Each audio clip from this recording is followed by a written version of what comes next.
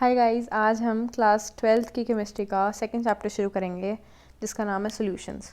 तो ये video basically बहुत ही ज़्यादा ब्रीफ डिस्कशन, इसकी बेसिकली हम रिवीजन करेंगे, कुछ इलेबोरेटली इसको एक्सप्लेनेशन नहीं होगी, इसमें सिर्फ एक क्विक रिवीजन है। ठीक है, सो लेट्स बिगिन। अब इस पेज पे क्या इंपॉर्टेंट है, सबसे पहले एक चीज़ जो आपको याद रखनी है वो है ब्रास। ब्रास कैसे बनता है? Mixture of copper and zinc.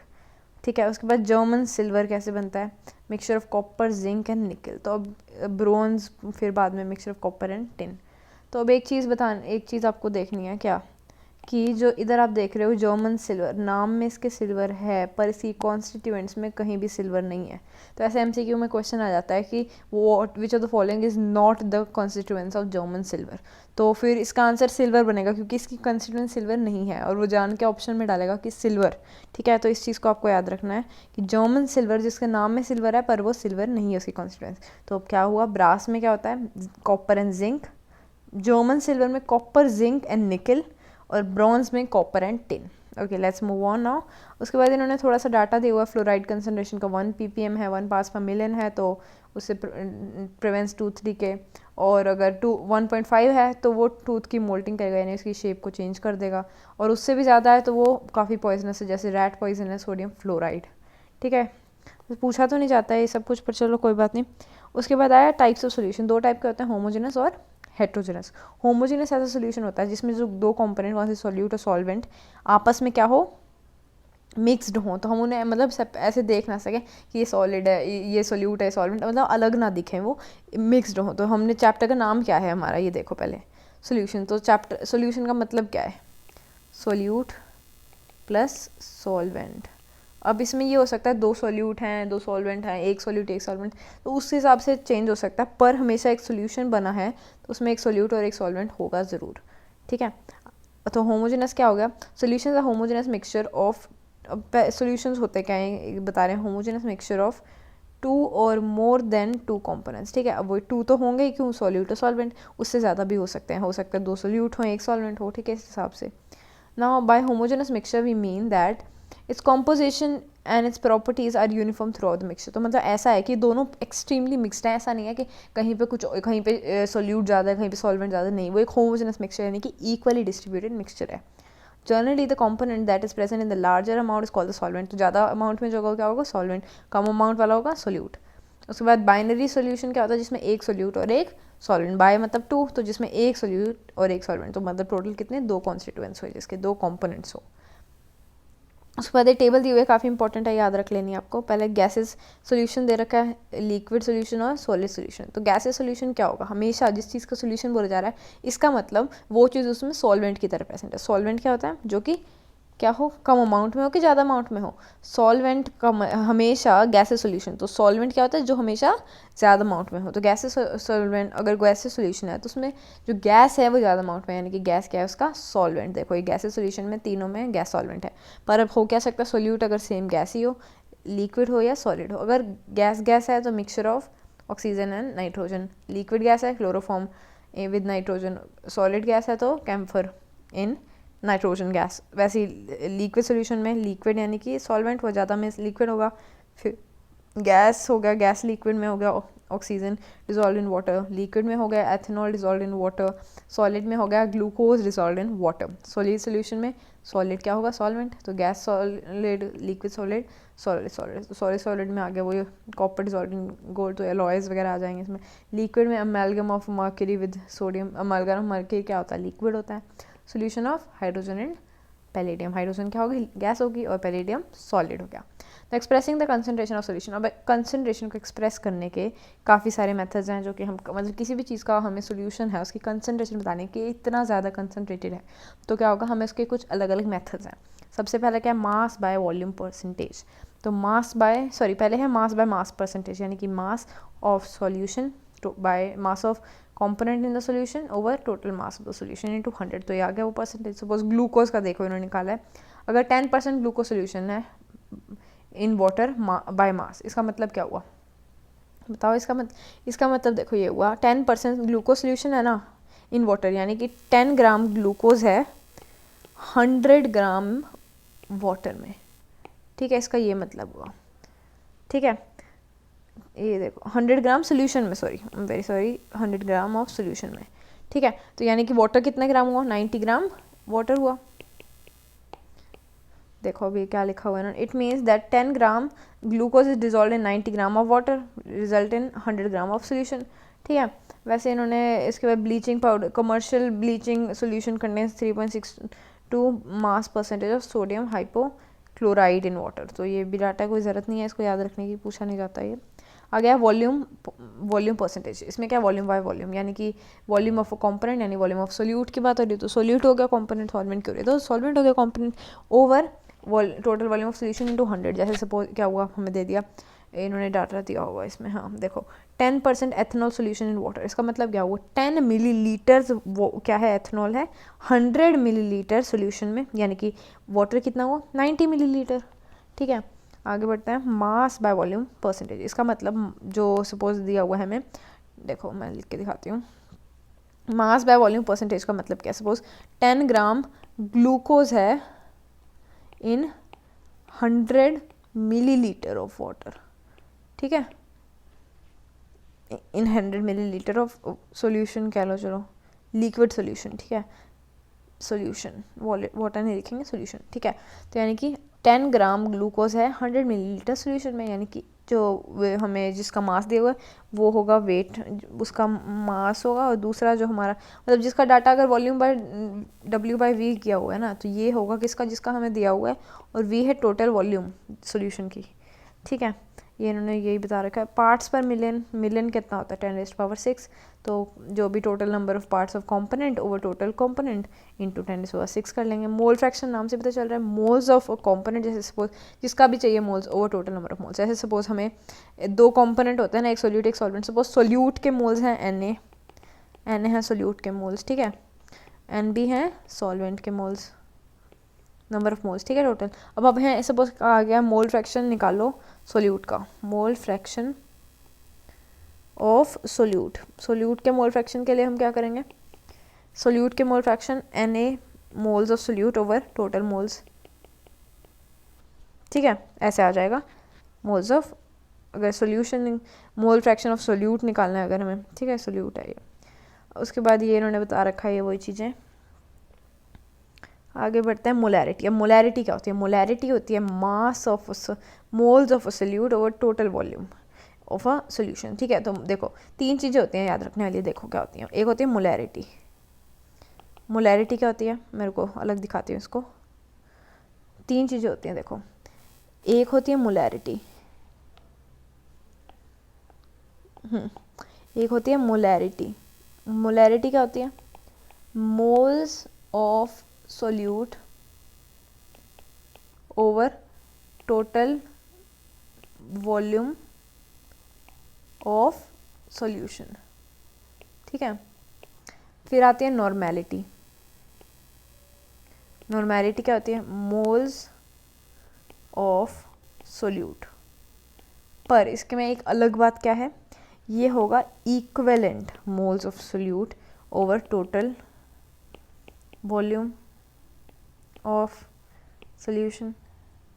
उसके बाद नेक्स्ट आया मोलैलिटी, मोलैलिटी को दैट वो क्या है, मोलैरिटी, ये है मोलैलिटी, मोलैलिटी में क्या होता है, moles of solute over mass of solvent, okay. ये देखो यहाँ पे सॉल्यूशन था, यहाँ पे भी सॉल्यूशन था, पर इधर मास ऑफ सॉल्वेंट लेते हैं और यहाँ पे मास लेते हैं, इधर वॉल्यूम ले रहे थे, वॉल्यूम इसमें हमेशा लीटर में होनी चाहिए, मिलीलीटर में गिवन है तो लीटर में कन्वर्ट कर लो, मास होगा इधर केजी में। तो ये 3 चीज़ें हैं जो आपको याद रखनी है, इसमें बहुत क्वेश्चंस पूछ ले जाते हैं, ठीक है। तो आगे बढ़ते हैं, वो था ये रहा देखो, ठीक है। इन्होंने यहीं सॉरी इन्होंने यहाँ पे वही दिखा रखा था, देखो मोल फ्रैक्शन हो गया हमारा। उसके बाद क्या आया, अब हम मोलैलिटी करेंगे, ठीक है। हमने मोलैलिटी के लिए, मोलैलिटी में मैंने बताया क्या, moles of solute over moles of solvent in KG. आगे बढ़ते हैं, आगे है सॉल्युबिलिटी। अब सॉल्युबिलिटी क्या होता है, solubility of a substance is the maximum amount of that can be dissolved in a specific amount of solvent. एक सॉल्वेंट में कितना ज़्यादा मैक्सिमम अमाउंट में डिजॉल्व हो सकता है, वो तो इसकी सॉल्युबिलिटी। जैसे सपोज हम एक शुगर सोल्यूशन बना रहे हैं, शुगर सोल्यूशन में एक मैक्सिमम अमाउंट ऑफ शुगर जितनी पानी में डिज़ोल्व हो सकती है, क्योंकि कुछ टाइम बाद क्या होता है शुगर पानी में डिज़ोल्व नहीं होती फर्दर, तो कुछ टाइम के बाद जब वो डिज़ोल्व नहीं होती तो क्या हम उसको सैचुरेटेड सोल्यूशन कहते हैं। तो सॉल्युबिलिटी क्या हो गई, जो मैक्सिमम अमाउंट है उसका किसका, शुगर का, जो कि पानी में डिज़ोल्व हो सकता है, उसकी सॉल्युबिलिटी है। Let us consider the effect of these solutions in these factors in solution of a solid or gas in a liquid। तो ये तो कुछ भी नहीं है। अब देखो solubility of solid in liquid, अब हम क्या करेंगे, सॉलिड को लिक्विड में डिज़ोल्व करें। वही हम, आप देखो सोच के चलो ये बात, सॉलिड को लिक्विड में कर रहे हैं, यानी कि आप सोचो शुगर को हमने पानी में डिज़ोल्व कर दिया, ठीक है। Every solid does not dissolve in given liquid. अब ये तो हमें पता है, ये हर सॉलिड डिज़ोल्व, सपोज पेबल डाल दो, कोई पत्थर डाल दो मतलब पानी में, तो उसको में डिज़ोल्व थोड़ी हो जाएगा।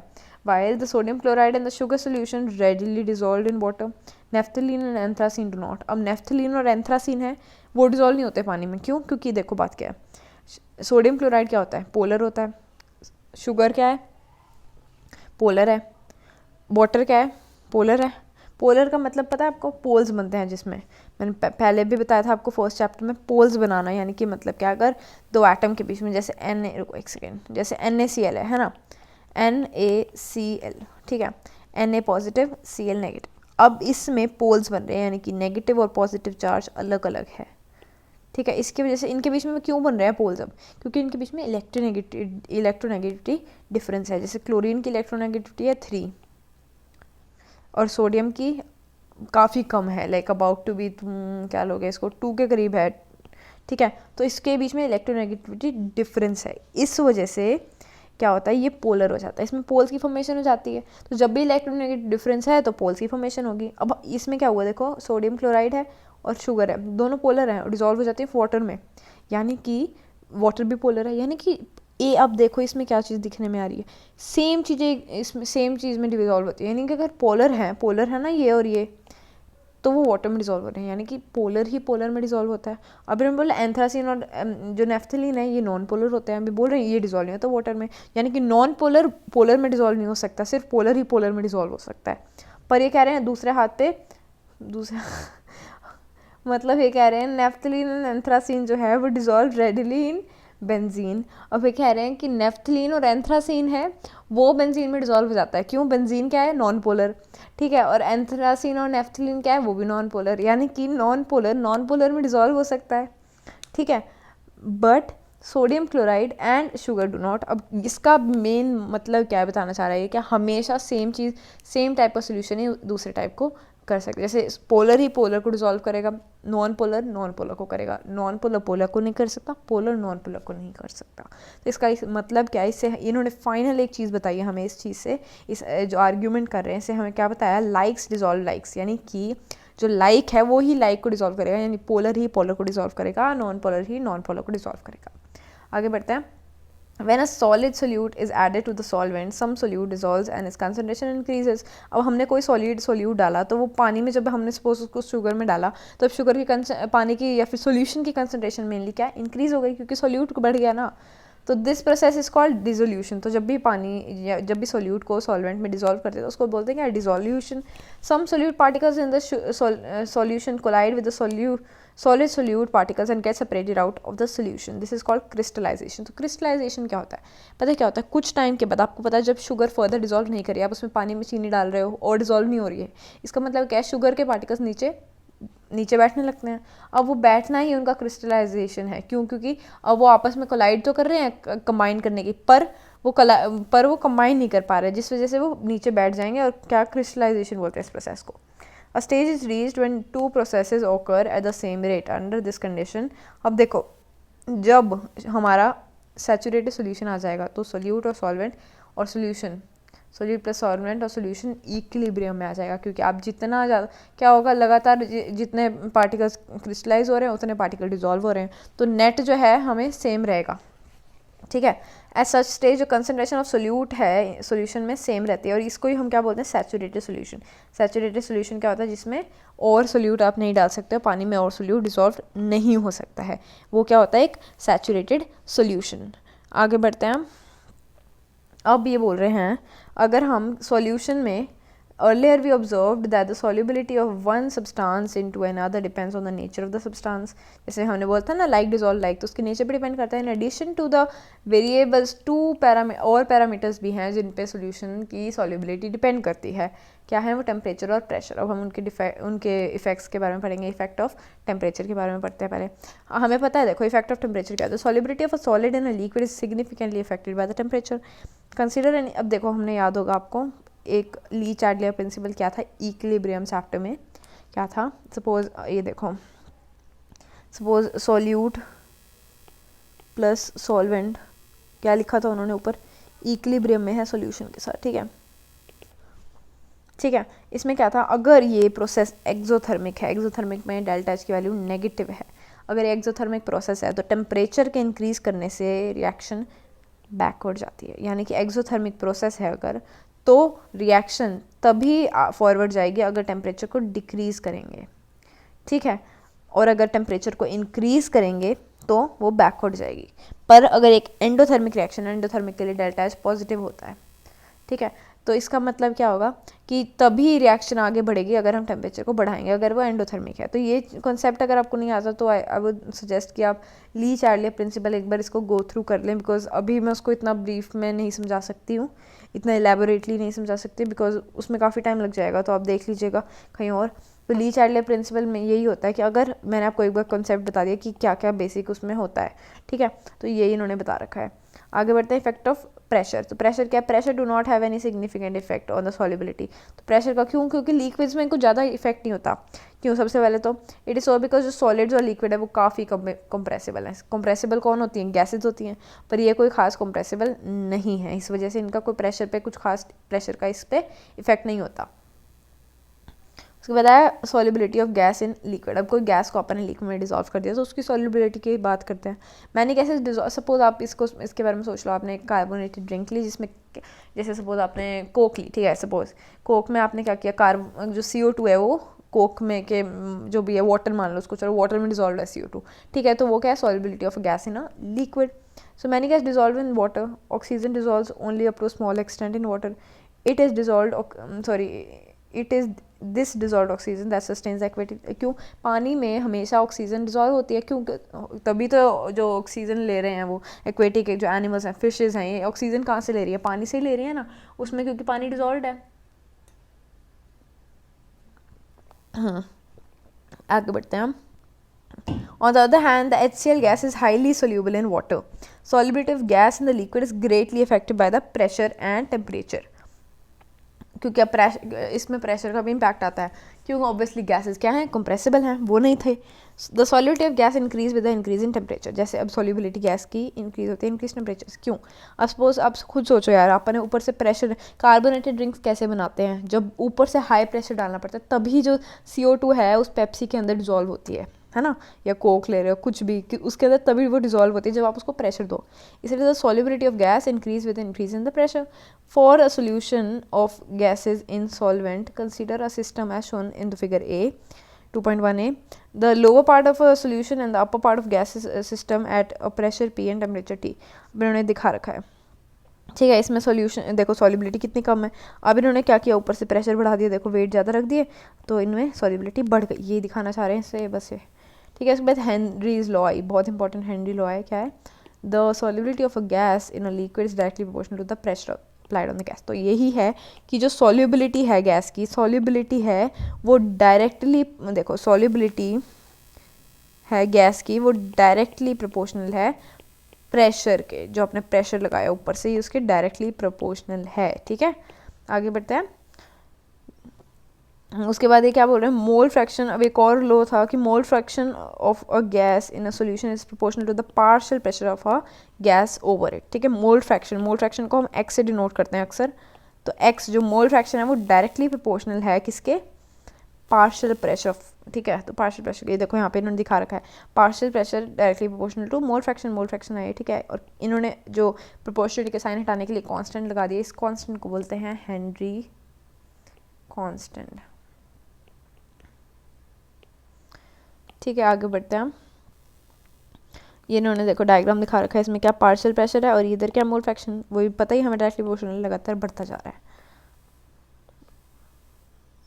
तो अभी बोल रहे हैं, ये देखो एक्वेटिक की बात कर रहे हैं। देखो यहाँ पे वेरी इंपॉर्टेंट चीज़ है ये क्या, कि जो it is obvious from the equation is the higher the value of KH at a given pressure the lower is the solubility of the gas. ठीक है, अब ये देखो कैसे आया है हमें समझिए। देखो P क्या होता है, इज इक्वल टू KHX, है ना, यानी कि KH जो है वो इन्वर्सली प्रोपोर्शनल हो गया X के।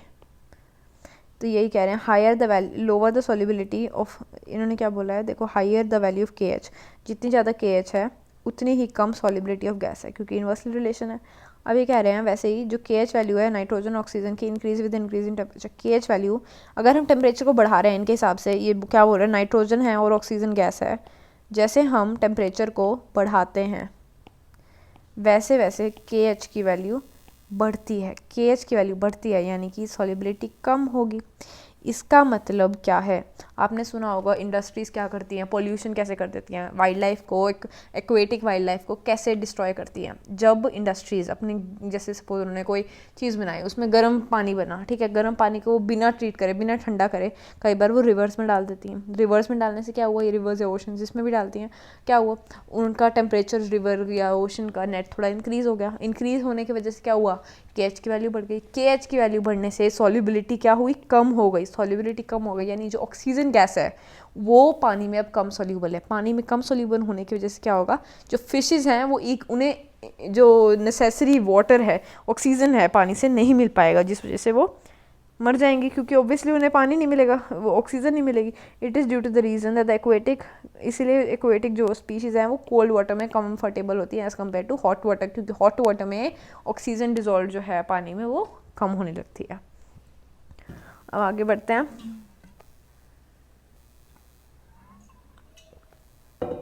ओके, अब है Henry's law, find several application. अब इंडस्ट्रियल एप्लीकेशन बता रहे हैं हेनरीज लॉ की। सबसे पहले क्या है, वही बता रहे हैं कि जो CO2 है सॉफ्ट ड्रिंक्स में हाई प्रेशर से डाला जाता है, तो हाई प्रेशर से सॉल्युबिलिटी बढ़ती है, ये हेनरी ने बताया था।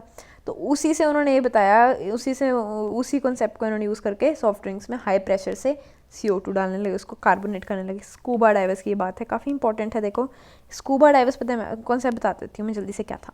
तो इनको स्कूबा डाइवर्स क्या होते हैं, देखो स्कूबा डाइवर्स क्या लेके जाते हैं, एक ऑक्सीजन का, या बेसिकली एक सिलेंडर लेके जाते हैं। अब उसमें 100% ऑक्सीजन थोड़ी होती है, ठीक है, उसमें होती है क्या, अलग अलग गैसेस होती है, नाइट्रोजन होती है, ऑक्सीजन होती है, थोड़े बहुत अमाउंट में बल्कि CO2 होती है, बहुत ही negligible.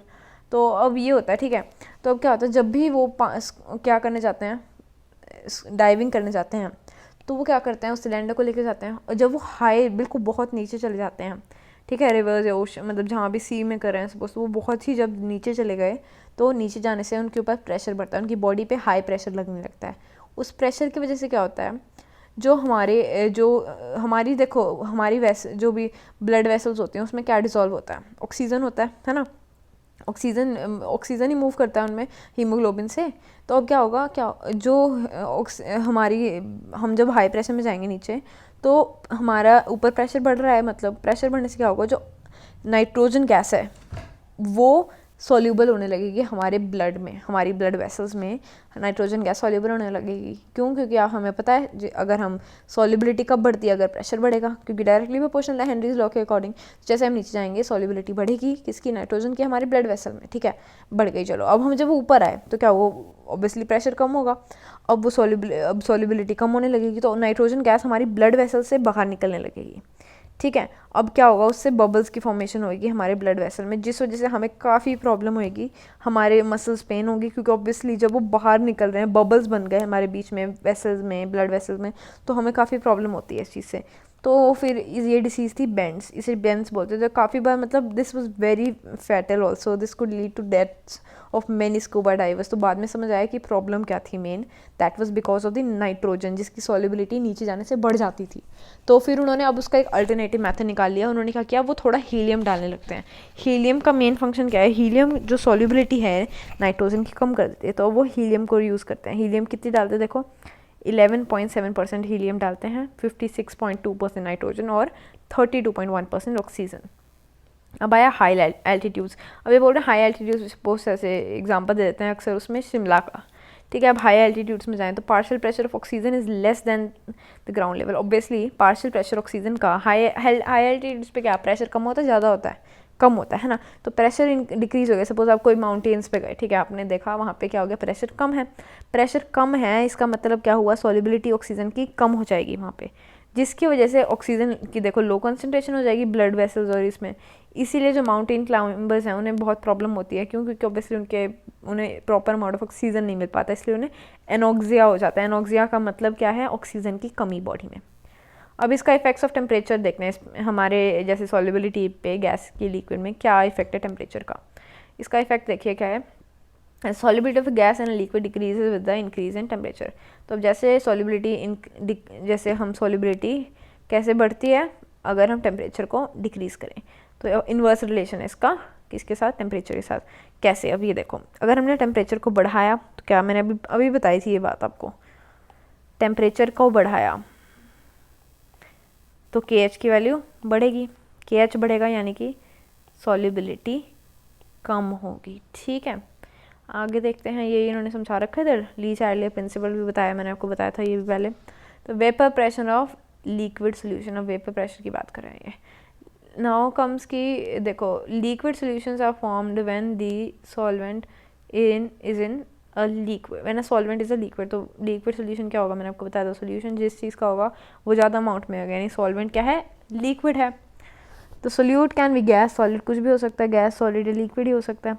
Solutions of a gas in a liquid has already been discussed, हम कर चुके हैं उसके बारे में। उसके बाद इधर ये क्या बता रहे हैं, देखो लिक्विड इन लिक्विड सोल्यूशन और सॉलिड इन लिक्विड सोल्यूशन की बात कर रहे हैं, पहले लिक्विड इन लिक्विड की बात कर रहे हैं।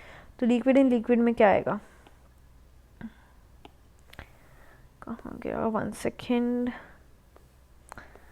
हाँ ये रहा, लिक्विड इन लिक्विड की बात कर रहे हैं। ठीक है, let us consider binary solution of 2 volatile liquid and denote component 1 and 2। 2 liquid लिए 1 एंड 2, ठीक है, कंपोनेंट ले लिए कौन से, 1 and 2।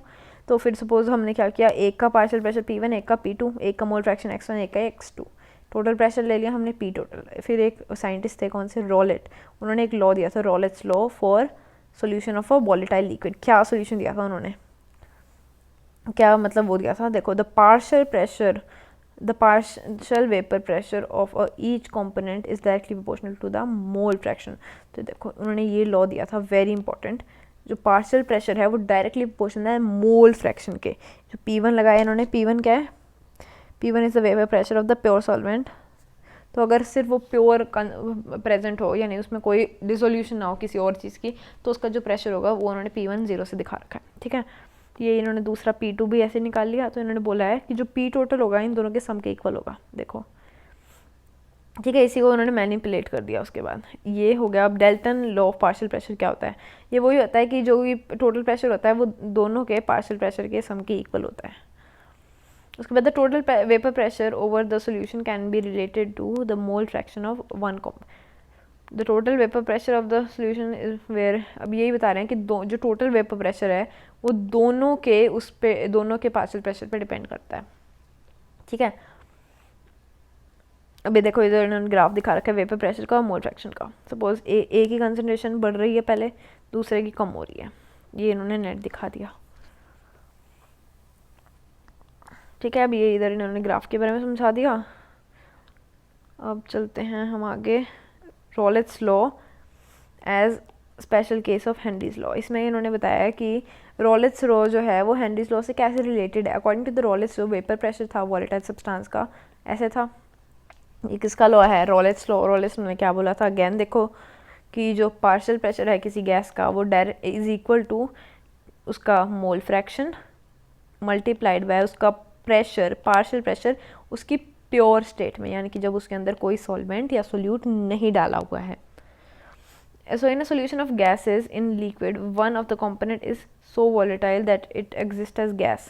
We already have seen that its solubility is given as। अब ये देखो ये क्या था, हेनरीज लॉ था, P equal to KH, partial pressure directly proportional to the mole fraction. If we compare, अब इन दोनों को अगर हम कंपेयर करें, it can be seen that the partial pressure of the volatile component of a gas is directly proportional to the mole fraction in the solution, only the proportionality KH differs by from ये। The Raoult's law becomes the special case. अब ये इन्होंने बोला कि रॉलेट्स law और Henry's law बहुत ही similar हैं। ठीक है, कैसे सिमिलैरिटी है इनमें, देखो ये किसने दिया था, रॉलेट्स ने, ये किसने दिया था, हेनरी ने। तो अब देखो इसमें इन दोनों में क्या डिफरेंस है, मेन बस ये डिफरेंस है, इसमें P0 है, इसमें KH है, बस ये डिफरेंस है इनमें, इन्होंने यही बताया रखा है। इधर आगे आया vapour pressure of solution in vapour pressure of solution of solid and liquid. अब सॉलिड को हम लिक्विड में डिजोल्व कर रहे हैं। Another important class of solutions consist of a solid dissolved in liquid. For example, जो NaCl है, glucose है, यूरिया है, केन शुगर है, उसको हम वाटर, आयोडीन या सल्फर में डिसॉल्व कर रहे हैं इन कार्बन डाइसल्फाइड जो CS2 में, ठीक है। अब ये देखते हैं इधर क्या दिया हुआ इन्होंने, इधर भी देखो इन्होंने सिंपल एक वही लॉ है, for any solution the partial vapor pressure of each volatile component is in a solution is directly proportional to the mole fraction. तो पार्शियल प्रेशर जो है यही सेम अगेन इन्होंने बात बताई है, partial pressure directly proportional to the mole fraction. तो अब इसका प्रोपोर्शनलिटी को हटाने के लिए हमने देखा था क्या लगाते हैं हम, P0, ठीक है। आगे बढ़ते हैं। अब ये देखो वही चीज़ मैंने अभी जो ऊपर लिखी इन्होंने वही लिखती है यहाँ पे। उसके बाद आया ideal and non ideal solution. अब ये बात देखिए, आइडल सोल्यूशन क्या होता है, आइडल सोल्यूशन वो सोल्यूशन होता है जो कि रॉलेट्स लॉ को फॉलो करे। रॉलेट्स लॉ को जो फॉलो करता है वो हो गया एक आइडल सोल्यूशन, जो नहीं फॉलो करता वो नॉन आइडल, नाम से लग रहा है। तो अब इन्होंने आइडल सोल्यूशन की बात की। आइडल सोल्यूशन में क्या होता है, तो solution which obeys the Raoult's law is called what, ideal solution. The ideal solution have two important properties. अब आइडल सोल्यूशन की दो प्रॉपर्टीज है इंपॉर्टेंट, क्या, एक तो उसका डेल्टा एच मिक्सिंग जीरो होना चाहिए। डेल्टा एच क्या है, इंथैल्पी चेंज, यानी कि अगर हमने दो सोल्यूट और सॉल्वेंट को डिजोल्व किया तो उनका नेट इंथैल्पी चेंज जीरो होना चाहिए। दूसरा उसका वॉल्यूम चेंज जीरो होना चाहिए।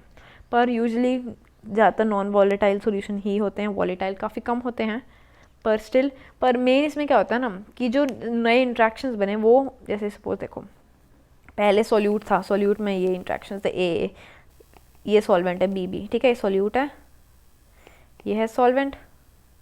अब इनको कंबाइन करके जो अब नया बना AB टाइप सॉल्यूशन, इसमें क्या इंपॉर्टेंट चीज़ है कि जो ये इंट्रैक्शन है ये इसके बराबर होनी चाहिए और ये इंट्रैक्शन इसके, यानी कि तीनों इंट्रैक्शन, तीनों के बीच में जो फोर्सेस हैं वो बराबर होनी चाहिए, ठीक है। यानी AA forces equal to BB forces is equal to AB forces, यानी तीनों फोर्सेस इक्वल हैं, तभी वो एक आइडियल सोल्यूशन है। अब देखो इधर इन्होंने क्या बता रखा है, it means that there is, अभी डेल्टा जीरो का मतलब बता रहे हैं, it means there is no heat absorbed और evolved when the components are mixed as the volume of a solution would be equal. ये इन्होंने बोला है वॉल्यूम दोनों की इक्वल होनी चाहिए, फाइनल और इनिशियल, तो इसलिए उनका वॉल्यूम चेंज भी जीरो होना चाहिए। The molecular level the ideal solution of the ideal behaviour of a solution can be explain considering two solution. अभी इन्होंने वही क्या, दो इंट्रैक्शन ले ली AA और BB, नेट इंट्रैक्शन ये हो गई जब वो कंबाइन कर गए। तो अब ये क्या बोल रहे हैं हम, जो total inter molecular attractive forces हैं AA और BB के बीच में वो इक्वल होनी चाहिए AB के बीच में, ठीक है। A और BB की फोर्सेज AB के इक्वल होनी चाहिए, यही बात बता रहे हैं इधर।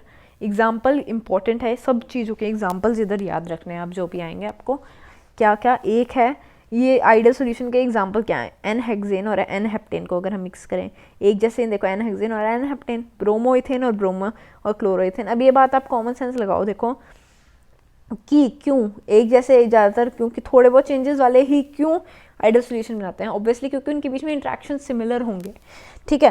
तो इसी वजह से ज़्यादातर जो सिमिलर होंगे वही बनाएंगे। देखो N हेक्सेन N हेप्टेन आ गया, एक आ गया ब्रोमो इथेन क्लोरो इथेन आ गया, एक आ गया बेंजीन और टोलुइन। अब बेंजीन और टोलुइन आई होप आपको पता ही होगा कि देखो मैं एक से दिखाती हूँ आपको, ये देखो बेंजीन क्या होता है, ये होता है बेंजीन, ठीक है। और टोलुइन क्या होता है, टोलुइन में ऊपर CH3 होता है। तो अब इनके बीच में मतलब काफ़ी सिमिलर इंट्रैक्शंस, ऑब्वियसली इसमें थोड़े से ज़्यादा हैं पर ऑलमोस्ट सिमिलर हैं, इस वजह से इसको आइडियल सोल्यूशन ही मानते हैं। आ गया है नॉन आइडल। नॉन आइडल में होगा जो रॉलेट्स लॉ को ओबे नहीं करता, does not follow Raoult's law, ठीक है। तो आगे क्या था, vapour pressure of such solution is either higher और lower than the predicted Raoult's law. अब इसमें क्या होगा, देखो वेपर प्रेशर जो है वो इक्वल नहीं आएगा दोनों के, या तो थोड़ा ज़्यादा आएगा फाइनली जब सोल्यूशन का जब बन जाएगा सॉल्यूट सॉल्वेंट से, ज़्यादा आएगा या कम आएगा। अगर वेपर प्रेशर सोल्यूशन का ज़्यादा हो सॉल्यूट और सॉल्वेंट से तो वो पॉजिटिव डेविएशन होता है। अगर वेपर प्रेशर सोल्यूट सोल्यूमेंट का कम हो as compared to the solution से तो वो होगा negative deviation from the Raoult's law. So उसके बाद अब के कॉज क्या है डेविएशन का, अब ये बात देखिए मैं समझा देती हूँ फिर पढ़ेंगे। कॉज क्या है, डेविएशन क्यों आता है, आइडियल बिहेवियर। देखिए अगर सपोज सॉल्यूट है, मैं इधर लिख देती हूँ, सॉल्यूट है AA, ठीक है, सॉल्वेंट है BB इंट्रैक्शंस। अब जो नेट बने इनको कंबाइन किया सॉल्यूट सॉल्वेंट तो क्या बनता है, सॉल्यूशन बनता है। सॉल्यूशन में सपोज इंट्रैक्शंस हैं ये, ठीक है। अगर इंट्रैक्शंस AB वीकर हैं AA और BB से, अब वीकर हैं इंट्रैक्शन, खुद सोचो यार, अगर वीकर हैं यानी कि वो एक दूसरे को होल्ड नहीं कर पाएंगे, यानी कि वो वॉलेटाइल होंगे, ठीक है, यानी वो वेपराइज होके क्या करेंगे, एयर गैसेस फॉर्म में आ जाएंगे। यानी कि गैसेस का वेपर प्रेशर क्या होता है, ज़्यादा होता है, तो यानी कि वेपर प्रेशर ज़्यादा हो जाएगा। अगर ये वीक है, मतलब AB जो है, अगर इंट्रैक्शन वीकर हैं AA या फिर BB से, तो क्या होगा, वेपर प्रेशर क्या हो जाएगा, इंक्रीज़ हो जाएगा। सॉल्यूशन का वेपर प्रेशर इंक्रीज़ ही होगा क्योंकि उनके बीच में इंट्रैक्शन ही कम है, और आपको पता है गैसेस के बीच में इंट्रैक्शन कम होते हैं कंपेयर टू सॉलिड और लिक्विड, ठीक है। तो फिर इसका मतलब ये क्या हो रहा है, ये क्या होगा, वेपर प्रेशर बढ़ रहा है, यानी ये होगा पॉजिटिव डेविएशन। और इसका उल्टा अगर ये वाले ऐसे कर दो आप, तो क्या होगा, नेगेटिव डेविएशन, ठीक है। अब इसको पढ़ लेते हैं एक बार, क्या लिखा है इन्होंने, देखो, the cause of the deviation lie in the nature of interaction. तो कॉज क्या है, नेचर ऑफ इंटरेक्शन।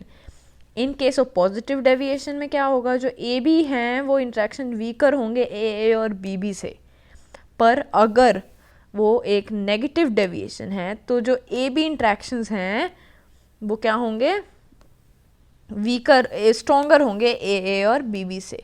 अब इन्होंने इधर देखो ये दिखा रखा है, ये दिखा रखा है, देखो ये है पॉजिटिव डेविएशन, ये है नेगेटिव। यहाँ पे देखो नेट ये आ रही है, इसमें ऊपर हो रहा है, यानी कि वेपर प्रेशर बढ़ रहा है ना, नेट इसमें कम हो रहा है, तो ये नेगेटिव हो गया और ये हो गया पॉजिटिव।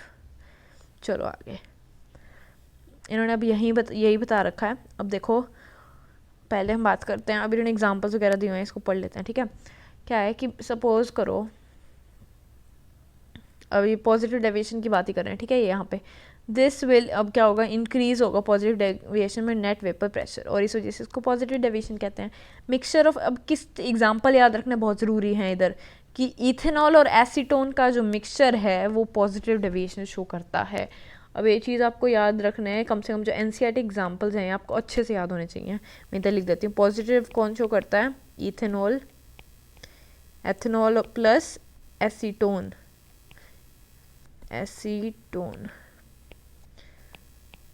ठीक है। उसके बाद in pure ethanol the molecules हैं हाइड्रोजन बॉन्डेड है, एसीटोन में और ऑन एडिंग एसीटोन क्या होता है, हाइड्रोजन बॉन्ड्स उनके बीच में ब्रेक हो जाते हैं, जिससे उनके बीच में जो सॉल्यूशन में नेट फोर्सेस वीक हो जाते हैं, जिस वजह से वेपर प्रेशर बढ़ जाता है। उसके बाद आया, क्या कह रहे हैं, ये हो गया हमारा पॉजिटिव डेविएशन। आगे बढ़ते हैं, आगे है अब नेगेटिव डेविएशन के बारे में बता रहे हैं। ये नेगेटिव डेविएशन में क्या होता है, जो इंटरमॉलिकुलर फोर्सेस हैं AA और BB के बीच में ये वीकर होंगे AB के इंटरमॉलिकुलर फोर्सेस के कंपैरिजन में। एग्जाम्पल देखो, एग्जाम्पल क्या है, फिनॉल एंड एनिलीन, ठीक है, एग्जाम्पल क्या है, फिनॉल और एनिलीन। तो अब ये देखो, और क्या एक और एग्जाम्पल है, क्या दिया हुआ है इन्होंने एग्जाम्पल, इसमें एसीटोन एंड क्लोरोफॉर्म, ये चीज़ बहुत इंपॉर्टेंट है, एसीटोन और क्लोरोफॉर्म, ठीक है। मैं लिख देती हूँ इधर। अब इधर देखो पॉजिटिव के दो हैं बेसिक, इधर एक चीज़ हमारा एक और रह गया होगा, एक तो हमारा इथेनॉल और एसीटोन है, एक है हमारा कार्बन डाइसल्फाइड और एसीटोन। देखो अब इसके क्या हो गए, दो, CS2 और एसीटोन, ठीक है। और इसके दो क्या थे, नेगेटिव के, फिनॉल, एनिलिन और क्लोरोफॉर्म और एसीटोन, ठीक है। अभी देख लो अच्छे से क्या है, इसके कौन से हैं, इथेनॉल और एसीटोन, CS2 और एसीटोन, और इसका फिनॉल और एनिलिन, और इसका क्लोरोफॉर्म एंड एसीटोन। अब इसके बाद देखो और कॉन्सेप्ट आया, क्या है ये, अब ना दो टाइप के एजियोटॉप्स होते हैं। एजियोटॉप्स होते हैं क्या है आपको पता है, और एजियोटॉप्स तब बनते हैं जब दो सोल्यूशन है जिनके बीच में ना क्या होता है, सपोज एक लिक्विड है और एक वेपर है, उन दोनों के बीच में क्या है, जो बॉइलिंग पॉइंट है वो डिफरेंस बहुत ही कम है, जिस वजह से उनको हम सेपरेट ही नहीं कर सकते। तो वो मिक्सचर जो बनता है उसे एजियोटॉपिक मिक्सचर कहते हैं, ठीक है। देख लो क्या होता है, सम सॉलिड्स और some liquids on mixing form azeotropes which are binary mixtures having same composition in liquid and vapour phase and boil at constant temperature. तो यानी कि उनका टेम्परेचर जिस पे वो बॉयल करते हुए कांस्टेंट होता है, इसलिए it is not possible to separate them. ये काफ़ी बार थ्योरी का क्वेश्चन बनता है actually, it is not possible to separate them by fractional distillation. किस वजह से? क्योंकि उनका जो बॉइलिंग पॉइंट है वो बहुत ही सिमिलर है। दो टाइप के होते हैं एजियोटॉप्स, मैक्सिमम बॉइलिंग और मिनिमम बॉइलिंग। अब एक चीज़ याद रखनी है, मिनिमम बॉइलिंग एजियोटॉप्स होते हैं जो कि पॉजिटिव डेविएशन शो करते हैं, मैक्सिमम बॉइलिंग एजियोटॉप्स होते हैं जो कि नेगेटिव डेविएशन शो करते हैं, ठीक है। तो जो मिनिमम होगा वो कौन होगा? पॉजिटिव डेविएशन वाले, और मैक्सिमम वाले नेगेटिव डेविएशन वाले शो करेंगे। अब इन्होंने एग्जाम्पल दिया हुआ है एक एक कि अगर जो मिनिमम डेविएशन वाले यानी कि मिनिमम बॉइलिंग एजियोटॉप्स कौन से हैं, ये दिया हुआ है एग्जाम्पल, कौन सा? Ethanol and water. तो मिनिमम बॉइलिंग एजियोटॉप्स का एथेनॉल एंड वाटर, ठीक है। उसके बाद और इन्होंने दे रखा है कि मैक्सिमम बॉइलिंग एजियोटॉप्स का एग्जाम्पल भी दिया हुआ है कि इन्होंने क्या है वो है nitric acid and water, nitric acid and water. आगे बढ़ते हैं, colligative properties and determination of molar mass. अब कॉलीगेटिव प्रॉपर्टी होती क्या है पहले ये सुन लो।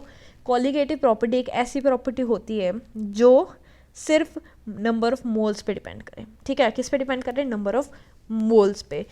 तो अब देखो, we have learn in section ये कि the vapour pressure of a solution decrease when the non volatile solution is add. अब देखो, जब भी हम वेपर प्रेशर डिक्रीज कब होता है? जब हम कोई नॉन वॉलेटाइल सोल्यूट में एक वॉलेटाइल सॉल्वेंट डालते हैं, एक मतलब नॉन वॉलेटाइल सोल्यूट डालते हैं, किसमें? वॉलेटाइल सॉल्वेंट में। तो क्या होता है? वेपर प्रेशर डिक्रीज हो जाता है।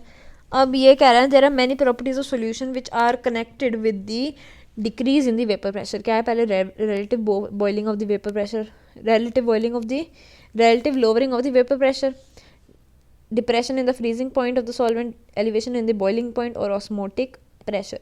तो all these properties depends on the number of moles of solute। अभी मैंने बोला था आपको नंबर मोल्स पे डिपेंड करता है, इसलिए को क्या बोलते हैं? Colligative property. वो इन्होंने इधर बता रखा है। सबसे पहले चार हो गए ना, क्या हो गया? एक तो relative lowering of vapour pressure, depression in the freezing point, elevation in the boiling point और ऑस्मोटिक प्रेशर। तो पहले बात करते हैं relative lowering of the vapour pressure. इसमें क्या होता है? P1 is equal to x1 P0 0। अब इसमें लोवरिंग हुई कब? जब हमने कोई सोल्यूट डाल दिया। तो देखो, नेट लोवरिंग इन्होंने ऐसे निकाल ली, टोटल में से माइनस कर दिया इसको, नेट लोवरिंग ये आ गई। और फिर इन्होंने P का ऐसे ही निकाल लिया, P1 कैसे निकाल लिया? मोल्स फ्रैक्शन ऑफ 2 और over into the total mole fraction जो उसका प्योर टोटल पार्शियल प्रेशर उसका किसमें? प्योर सोल्यूशन में है। तो इससे उन्होंने देखो यहाँ पे इन दोनों इक्वेशंस को डिवाइड करके ये निकाल लिया। तो ये आप खुद करके देखोगे तो समझ आएगा, आपको ऐसे समझ नहीं आएगा। ये बहुत आसान है वैसे, कि क्या है? Relative lowering. ऊपर ये इसको क्या बोलेंगे? इसको रिलेटिव लोवरिंग है। ये कैसे हुई रिलेटिव? देखो, ऊपर लोवरिंग है, सबट्रैक्शन क्या हुआ, और डिनोमिनेटर में टोटल है, तो यानी कि इसे बोलते हैं रिलेटिव लोवरिंग। जब भी कोई चेंज ओवर टोटल करते हैं तो वो रिलेटिव हो जाता है, ठीक है। तो रिलेटिव लोवरिंग किसके इक्वल हो गया? मोल फ्रैक्शन ऑफ 2 के। दिख ही रहा होगा ये तो आपको। आगे बढ़ते हैं, the expression on the left hand side. अब मैंने आपको बताया लेफ्ट हैंड साइड पे जो एक्सप्रेशन है, देखो मैंने यहाँ पे एरो लगाया है, क्या है चीज़? Relative lowering of the vapour pressure of the N is equal to the mole fraction of the solute. तो यही जरिए उन्होंने समझा रखा है। अब दूसरा पॉइंट क्या था? Elevation in the boiling point. अब बॉइलिंग पॉइंट इंक्रीज हो रहा है। बॉइलिंग पॉइंट कैसे बढ़ रहा है? जब अपन ने कोई भी नॉन वॉलेटाइल सोल्यूट डाला वॉलेटाइल सॉल्वेंट में। अब देखो, इसका भी फॉर्मूला एक सीधा से याद रखने वाला क्या है? Delta T B is equal to K B into M. M क्या है? मोलैलिटी। अगैन हम सेइंग एम क्या है? मोलैलिटी। तो और डेल्टा टी बी क्या है? चेंज इन बॉइलिंग पॉइंट, यानी कि जो भी बढ़ा, actually elevation in boiling point है डेल्टा टी बी। के बी क्या है? उसका एक कांस्टेंट लगा दिया। वैसे हमारा को ये पता था ना, तो ये कांस्टेंट लगा दिया हमने के बी कांस्टेंट को क्या बोलते हैं, ये चीज़ याद रखनी है हमें। मोलल एलिवेशन कांस्टेंट या फिर यूब्लियोस्कोपिक कांस्टेंट। क्या बोलते हैं? यूब्लियोस्कोपिक कांस्टेंट, ठीक है। अब इन्होंने यहाँ पे देखो क्या क्या ये चीज़ है ना, मोलैरिटी की लिखती वैल्यू, और इसमें मोलैरिटी की वैल्यू इसमें पुट कर दी। मोलैरिटी मैंने आपको बताया था क्या होती है, क्या थी? Moles of solute over mass of solvent. यही इन्होंने इसकी वैल्यू यहाँ से निकाल के इसमें पुट कर दिया, ये इधर से निकाल दिया इन्होंने फिर, ठीक है। उसके बाद है डिप्रेशन एंड फ्रीजिंग पॉइंट। अब इसका भी सेम फॉर्मूला है ऑलमोस्ट, बस delta T F is equal to K F और एफ, पर के एफ की वैल्यू, के एफ अलग है इधर कांस्टेंट, वो क्या है फ्रीजिंग पॉइंट में डिप्रेशन कांस्टेंट हो गया, या फिर इसका दूसरा नाम है मोलर डिप्रेशन कांस्टेंट, या फिर क्रायोस्कोपिक कांस्टेंट, सॉरी। तो यानी कि डेल्टा टी बी वाला के बी कांस्टेंट था, कौन सा कांस्टेंट था, यूबिलियोस्कोपिक, और के एफ कौन सा कांस्टेंट है, क्रायोस्कोपिक कांस्टेंट। वही सेम इन्होंने मेथड किया इधर, उसमें m की वैल्यू पुट करती है। m क्या होता है, मोलैलिटी। अब आया ऑस्मोटिक प्रेशर एंड ऑस्मोसिस। अब ऑस्मोटिक प्रेशर क्या होता है, देखो पाई से डिनोट करते हैं, इज इक्वल टू CRT। सी क्या होता है, कंसनट्रेशन, आर हमें पता ही है रिडबर्ग्स कांस्टेंट, जिसकी वैल्यू हम इधर 0.0821 लेते हैं। टी है टेम्परेचर इन केल्विन, हमेशा टेम्परेचर केल्विन में ही लेना है, ये चीज़ को याद रखना है आपको। तो इसमें भी यही ऑस्मोसिस क्या होता है पता है आपको, this is the flow of solvent in a solution. देखो सपोज, देखो ऑस्मोसिस जल्दी से समझ लो क्या होता है। ये है एक दो, ये ए है, ये बी है। सपोज करो इसमें वाटर है, प्योर वाटर है, ठीक है। ए में सिर्फ प्योर वाटर, मैं बना देती हूँ उनको, आपको समझ नहीं आएगा। देखो ऐसे है, ये ए है, ये बी है। ए में प्योर वाटर है, ए में क्या है, प्योर वाटर, ठीक है, प्योर वाटर ऐसे दिखा दिया मैंने। बी में वाटर है पर इसमें शुगर सॉरी, तो बी में क्या है, इसमें शुगर डिजॉल्व है, ठीक है। तो इसकी कंसंट्रेशन ज़्यादा है, कंसंट्रेशन ज़्यादा है। तो ऑस्मोसिस क्या होता है, मूवमेंट ऑफ सॉल्वेंट, सॉल्वेंट क्या है इसमें, water, from high concentration to low concentration. अब सॉल्वेंट यानी कि वाटर इधर ज़्यादा है, इधर ज़्यादा है, ए में ज़्यादा है बोल, तो सॉल्वेंट अगर हाई कंसंट्रेशन से लो कंसंट्रेशन में मूव करता है, ऑस्मोसिस है। तो यही ऑस्मोसिस दिखाती है मैंने आपको, ये होता है ऑस्मोसिस, ठीक है। अब रिवर्स ऑस्मोसिस क्या होता है, जब हम इस मूवमेंट को रोकें, कैसे रोकें, इस पे प्रेशर लगा दें इतना कि ये अपने अंदर वाटर ले ही ना, इस पे हाई प्रेशर लगाना, ठीक है। तो ये क्या बोल रहे हैं, the pressure that can just stop the flow of solvent. तो यही होगा, जो प्रेशर हम इस पे लगाएंगे जो कि इस सॉल्वेंट के फ्लो को स्टॉप कर दे, उसको बोलते हैं ऑस्मोटिक प्रेशर। ठीक है, आगे बढ़ते हैं। ये इन्होंने, मैंने आपको बताया था pi is equal to CRT दिखा रखा है। अब two solutions have same osmotic pressure at given temperature, it's called isotonic. तो आइसोटोनिक सॉल्यूशन क्या होता है, आइसोटोनिक ऐसा सॉल्यूशन होता है जब दो सॉल्यूशंस की मोलर कंसंट्रेशन सेम हो, तो वो आइसोटोनिक सॉल्यूशन है।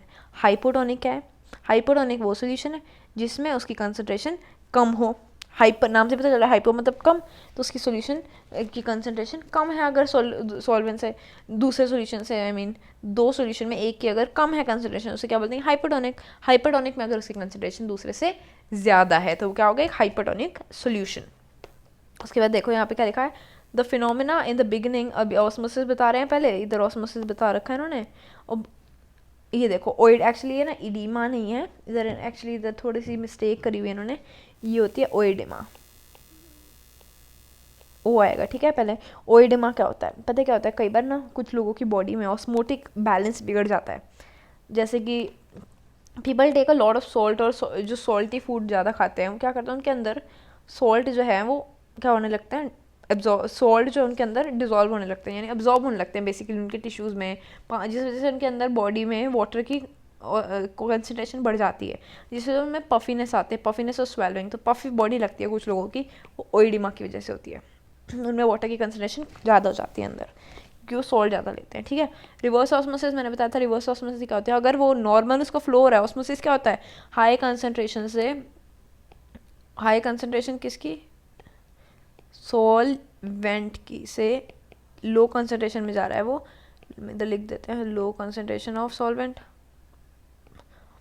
ये तो ऑस्मोसिस हुआ। पर इसको उल्टा कर दो, हम इधर प्रेशर लगा दें जिससे उल्टा हो जाए, ये हो जाएगा क्या, रिवर्स ऑस्मोसिस। जैसे RO होता है ना हमारा वाटर प्योरीफायर, उसमें यही प्रोसेस लगता है। अब आया एबनॉर्मल मोलर मास, देखो अब ये क्या होता है, देखो हम ना नॉर्मली जो मास लेते हैं वो हमेशा सही नहीं होता। सपोज़ करो NaCl क्या है, NaCl इतना मतलब आयनिक है कि पानी में डालते ही ये आयंस में टूट जाता है, Na पॉजिटिव और Cl नेगेटिव में। इसका मतलब क्या है, इसका मतलब जो इसका मास है वो डबल हो गया, क्योंकि देखो दो आयंस बन गए ना सेम के, तो इसका मास क्या हो गया, डबल हो गया। यानी कि इसका जो नॉर्मल मास था अब वो अब नॉर्मल हो गया, अभी नॉर्मल नहीं रहा, क्योंकि हम अगर कैलकुलेट करें तो हम तो इसका मास m लेके करेंगे, पर अब हमें इसके मास 2m लेना पड़ेगा। क्यों? क्योंकि 2 आयंस में टूट गया, तो ये होता है अब नॉर्मल मास। तो इसको हमने किससे मल्टीप्लाई किया? i से किया, इससे किया 2 से किया ना, इस 2 को i बोलते हैं। तो अब नॉर्मल मास हमेशा है, अगर हमें इसे नॉर्मल करना है, नॉर्मल को अब नॉर्मल को, तो हम उसे आई से मल्टीप्लाई कर देंगे हर जगह पे, ऐसे ही करते हैं। मैं आपको बेसिक बता रही हूँ हम जो करते हैं फॉर्मूलाज वगैरह में, ठीक है। तो उसको आई से मल्टीप्लाई कर देंगे, आई होगा उसके कितने आयंस बने, ठीक है। अब पर दो चीज़ होती है, एक तो इसमें तो क्या हो रहा है, वो डिसोल्यूशन हो रहा है, ठीक है। एक होता है उसका एसोसिएशन हो, इसलिए तो डिसोसिएशन हुआ। एसोसिएशन में क्या होता है, suppose CH3 COOH acetic acid बोलते हैं जिसे हम, ये एसोसिएट हो जाता है, दो ऐसे दो बना लेता है, ठीक है। एसोसिएशन हुआ। अब इसमें आई की वैल्यू, इसमें तो आई की वैल्यू हम 2 ले रहे थे, इसमें हमें 1/2 लेना पड़ेगा, क्योंकि जिसका नॉर्मल मास होगा m, उसका इधर हाफ हो जाएगा, क्योंकि एसोसिएट हो गया, है ना। तो यही बात ही तो इन्होंने बता रखी है। तो इसको आई को क्या बोलते हैं हम? Van Hoff factor. आई क्या होता है? Van Hoff factor, very important thing, okay.